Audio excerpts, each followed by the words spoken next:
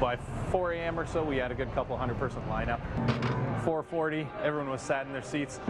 You couldn't hear anything. For bar workers, it was a first of its kind. Canada winning a second gold medal in men's hockey and serving beer during a different time zone's happy hour. It provided enough excitement for sure that I forgot about any sort of tiredness. By law, 2 a.m. to 10 a.m. is closing time in Wild Rose Country. But this Sunday, not only did you not have to go home, you could stay here.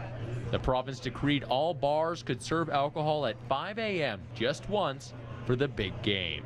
Have you ever seen anything like this Sunday? Never, no. The hours-wise, no. As busy as it was, I've seen some busy days and nights, but nothing like this. And not only were fans enjoying themselves. People were respectful. They were respectful of each other. They were respectful of the establishment. And I think just of the Olympic spirit. Police commended Albertans on their good behavior. Now, the province has allowed bars to open up early before on a case-by-case basis, but this Sunday was the first time since the end of Prohibition that all bars were allowed to change up drinking hours. Did you ever think it would take off like this? No clue. But that's the power of social media, right? The unprecedented weekend led Labour Minister Thomas Lukaszuk to ask on social media, should we be less restrictive all the time? From time to time, it's a good idea to throw out a question out there and say, is this law still meeting its intended objective? He got a response, page after page. More and more people are working shifts nowadays too, right? So what if you get off work at 2? Taxi supplies, particularly in Calgary and in Edmonton, when you have a closing time of 2 o'clock.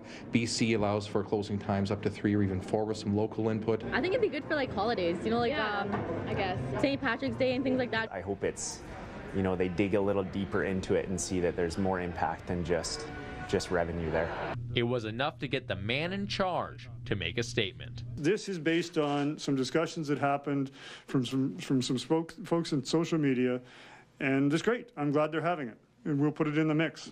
For permanent change, there is a lot to consider. The province is reviewing its liquor policy, which includes hours, and must take everything into account. How it affects fire, how it affects police, how it affects the bars themselves.